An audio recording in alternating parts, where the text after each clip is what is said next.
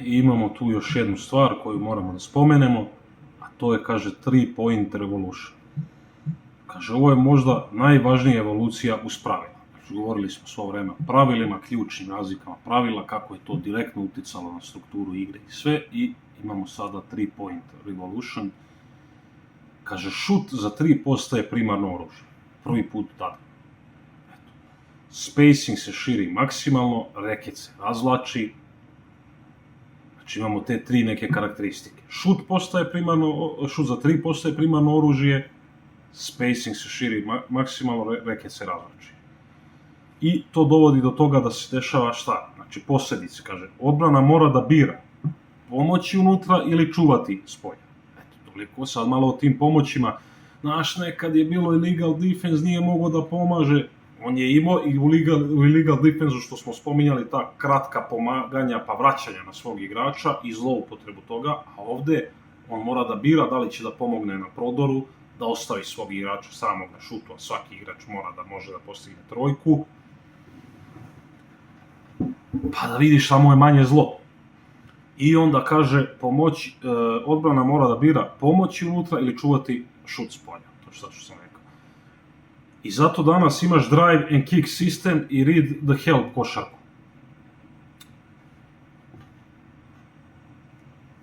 Pa ćemo sada da vidimo šta predstavlja taj drive and kick i read the help. Kaže, drive and kick, šta je to? Kaže, drive and kick znači igrač probije odbranu, drive, pa doda loptu s polja, kick za šut. Znači, probije prvi korak, oni skupe, on izbaci za šut. Kako to izgleda u praksi? Kaže, back krene u prodor, odbrana se skupi, help defense, on izvuče pomoć, dodaje pas na perimetar, slobodan šut za 3 poena. Zašto ovo radi danas? Spacing je širok, ima više šutera po terenu, odbrana mora da pomaže, pomoć ostavlja nekog otvorenog. Zato je ovo osnovni moderni napad. I napad se u stvari svodi da se nađe ta rupa i da se nađe, znači, da zavrte, što se kaže, loptu i odbrana pukne pre ili kasnije. Samo je pitanje da li će da pukne na tom prvom koraku na prodoru, da li će da pukne na tom prvom pasu, da li će ponovo morati da zavrte, da li će da igraju neki reorganizaciju, pa ponovo neki pik i tako dalje. To su sad već duboke i složene teme, varijacija je milion u napadima, ali hoću da kažem da je to poenta, znači košarke. Da se pronađe ta rupa i da se reši iz najlakše situacije. A nekada se rešavalo maltene iz najteže situacije, odnosno glavni igrač je morao da probije i da iskreira individualno i da reši sam. Pa vi sad vidite, ne znam, donesite odluku šta je teže, šta je lakše, ja neću dajem takve kvalifikacije jer je to neozbiljno, teško je jedno i drugo verovatno. I to je ta razlika ključna u tim sistemima i uopšte igri i svemu, razumete? Što kaže, danas je mnogo sve, znaš, možda jeste, ali to, pričam sad za mog druga Đulijana, to ne govori direktno da je LeBron igrač zbog toga bolji. Njemu isto sistem pogoduje, ide mu na ruku, i zato pass first, zato on mnogo više dodaje nego što je, na primjer, Jordan dodavao, zato što je jednostavno igra takva, nekad i ne dodaje, onako probije i vidi da može da probije, neće on dodati, razumete, nije uopšte on neko ko više kao voli da doda, kako se to predstavlja, nego jednostavno se odbrana pomera i onda njega tera da doda i da se nalaze te najlakše situacije. I poenta je naći najlakše, najjednostavnije rešenje, najotvoreniji šut. To je poenta današnje košarke cela, neka uprošćena poenta. A ranije to nije bilo moguće uopšte naći zbog odbrane, pa je to malo počelo sa tim Philovim trianglom da se dešava, ali je još to bila neka preteča ovoga svega. Razumete, nego je individualno moralo da se rešava. I kaže ovako, dole zaključak, kaže, ne moraš da završiš prodorom, dovoljno je da razbiješ odbranu. To je sad ovo što sam pričao. Read the help, druga stvar. Šta znači read the help? Kaže, igrač u napadu gleda kako odbrana reaguje i donosi odluku u realnom vremenu. Kada igrač krene u prodor, ako pomoć dolazi sa leve strane, pas ide desno. Ako niko ne pomaže, završava na košu. Ako centar izlazi, lob pas ili pas u reket. Suština, ne igraš unapred dogovorenu akciju. To je ono sad što se menja, ta još jedna u zadnjih, ne znam, možda 10 godina ili ne znam tako, još jedna, da kažem, evolucija košarke.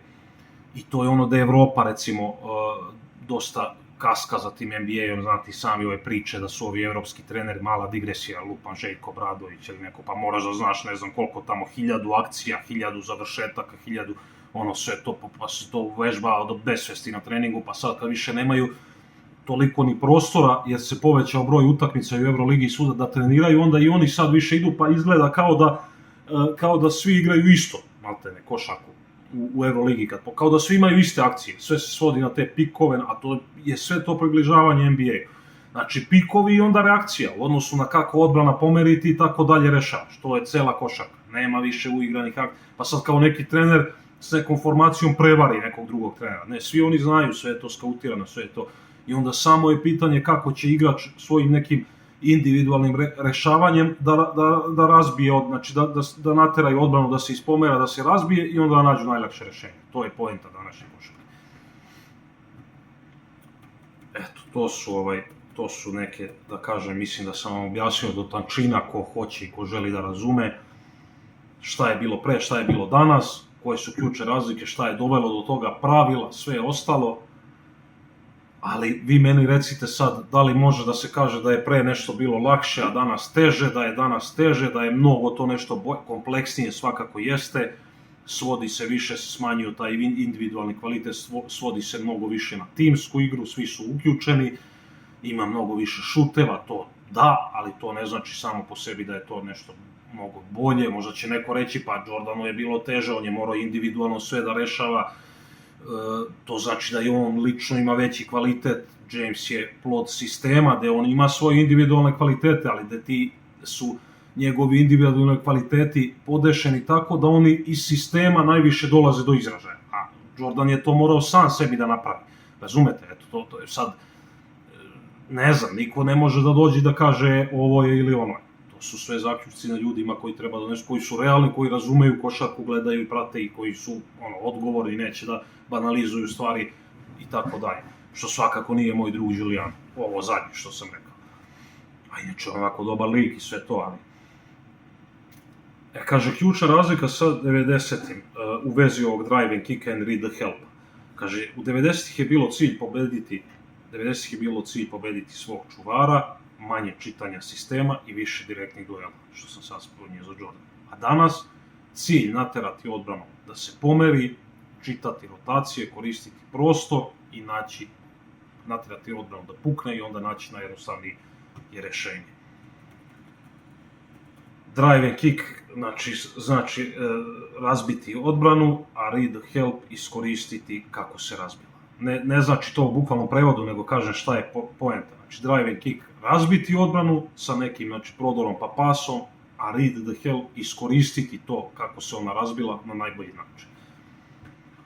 I kaže zaključak, modern offense is not about beating one defender, it's about forcing the defense to collapse and then reading the reaction. A 90-ih je to bilo drugačije. I tako da smo, eto, mislim, sve što se tiče onako, ne sve naravno, ima tu da se priča nego glavne te ključne komponente pravila, pa posle promene pravila, razliku, kako je to uticalo, mislim da sam vas proveo direktno kroz znači na igru, na sisteme i ostalo, a sve je u kontekstu poređenja ere 90-ih i ove današnje. Ostalo je tu još nekih manjih tema koje ćemo sad obraditi, ali suština je, ja mislim, ispričana sva.